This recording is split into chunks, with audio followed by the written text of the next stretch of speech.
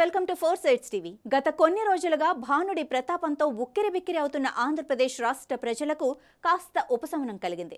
రాగల 2 రోజుల్లో ఆంధ్రప్రదేశ్లోని పలు ప్రాంతాల్లో వర్షాలు పడే అవకాశం ఉందని ఏపీ విపత్తుల నిర్వహణ సంస్థ డైరెక్టర్ సునంద అన్నారు. అల్లూరి, కోనసీమ, తూర్పు గోదావరిలో పిడుగులతో కూడిన వర్షాలు కురిసే అవకాశం ఉందని చెప్పారు. ఇక ఇదే అంశంపై విశాఖ వాతావరణ శాఖ డైరెక్టర్ సునందతో మా విశాఖ ప్రతినిధి చందు ఫేస్ టు ఫేస్.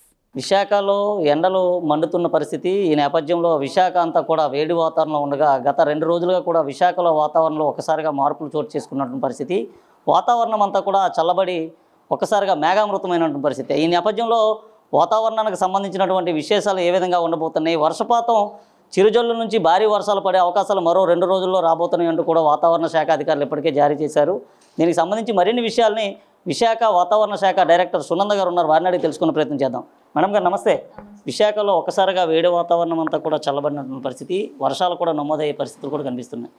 ఎంత శాతం మేర వర్షాలు నమోదయ్యే అవకాశం ఉందండి?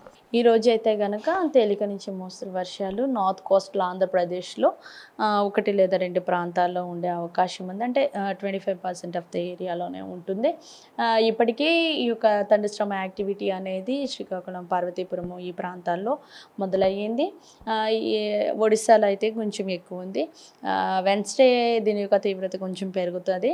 నార్త్ కోస్టల్ జిల్లాల్లో మన ఒడిస్సాతో పాటు మన జిల్లాల్లో కూడాను తేలిక నుంచి మోస్తరు వర్షాలు కొన్ని ప్రాంతాల్లో ఉంటూ 1 లేదా 2 చోట్ల భారీ వర్షం కూడా నమోదవడానికి అవకాశం ఉంది. సో ఈ భారీ వర్షాలు ఉంటే కనుక 1 లేదా 2 ప్రాంతాల్లోనే, మిగతా ఏరియా అంతా కూడాను మోడరేట్ రెయిన్ఫాల్ మాత్రమే, అంటే మోస్తరు వర్షం మాత్రమే ఉంటుంది. సో ఈ కారణం చేత ఏంటంటే టెంపరేచర్స్ ఒకసారిగా తగ్గే అవకాశం ఉంది. ఏదైతే సాధారణం మీద ఎక్కువ ఇప్పటి వరకు నమోదైనాయి అవన్నీ కూడా సాధారణమైనటువంటి టెంపరేచర్స్ నమోదవుతాయి. ఎక్కడైతే వర్షపాతం ఉంటుందో అక్కడ సాధారణం మీద తక్కువ కూడా నమోదవడానికి అవకాశం ఉంది. ఈరోజు ఈవెన్ ఈ ప్రాంతం అంతా వరకు కూడాను క్లౌడింగ్ అనేది ఉంటుంది. సో ఈ క్లౌడింగ్ ఉండడం వల్ల ఈ ప్రాంతం అంతా కూడా టెంపరేచర్స్ కొంచెం తగ్గుతాయి. ఈవెన్ రేపు ఈ ప్రాంతంలోనూ అలాగే ఈవెన్ రాయలసీమ జిల్లాలో కూడాను మేఘాలు ఉండడం వల్ల టెంపరేచర్స్ కొంచెం తగ్గుతాయి. అలాగే 1 లేదా 2 చోట్ల తేలిక నుంచి మోస్తరు వర్షం కూడా ఉండే అవకాశం ఉంది. అంటే ఈ వర్ష ప్రభావం ఏదైనా సరే మామిడికి సంబంధించినటువంటి మామిడి చిగురు కూడా ఇప్పుడే ప్రస్తుతం పరిస్థితి, మామిడి తోటల మీద చూపించే అవకాశం ఏమైనా ఉందంటారు? అంటే తేలిక వర్షాలు అయితే ఇబ్బంది లేదు. కొంచెం ఎక్కువ వర్షపాతం ఉన్నప్పుడు మాత్రం తగినంత జాగ్రత్తలు తీసుకోవాలి. బట్ ఏంటంటే ఈ పూత రాలిపోకుండా ఏదైతే వ్యవసాయ అధికారులు ఏదైతే సలహాలు ఇచ్చారో వాటిని పాటించినట్లయితే కొంతవరకు నష్టాన్ని తగ్గించవచ్చు. ఈవెన్ మామిడి పిందెలు కొంచెం వర్షం ఎక్కువ ఉంటేనే అవి పడతాయి. సో కాబట్టి వ్యవసాయ అధికారులు ఏదైతే సూచనలు ఇచ్చారో వాటిని పాటించినట్లయితే ఇట్లాంటి వాతావరణ పరిస్థితుల్లో కొంతవరకు నష్టాన్ని తగ్గించవచ్చు. భారీ వర్షాలు పడే అవకాశం ఉందంటారు, లేదా తుఫాన్గా మారి తుఫాన్గా మారే అవకాశాలు ఏమైనా ఉన్నాయంటారు? ఇప్పుడు తుఫాన్లు ఏమీ లేవు. ఓన్లీ మీకు ఈ ఎండ వాతావరణం వల్ల, అలాగే ఉపరితల ఆవర్తనము, అలాగే ద్రోణి ప్రభావాలతోటి ఏంటంటే ఉరుముల మెరుపులతో కూడిన జల్లులు మాత్రమే ఉంటాయి. తేలికపాటి జల్లులే.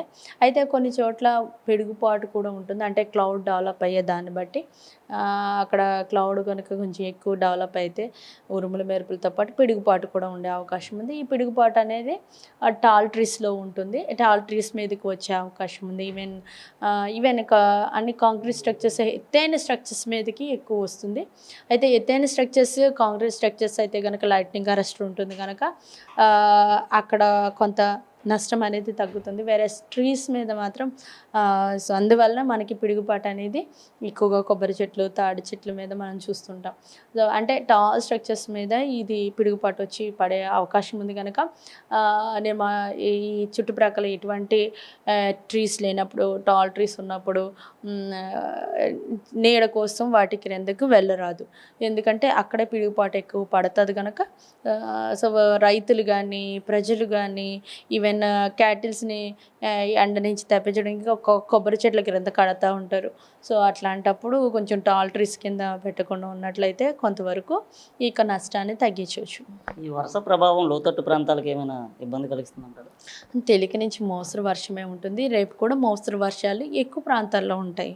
1 లేదా 2 చోట్ల మాత్రమే భారీ వర్షం ఉంటుంది. ఇప్పటికే ఎండిపోయి ఉన్నాయి భూములన్నీ కూడా. ఒక పెద్ద వర్షం వచ్చినా కూడా అంటే లోతట్టు ప్రాంతాలు మునిగిపోయేంత పరిస్థితి అయితే ప్రస్తుతం లేదు.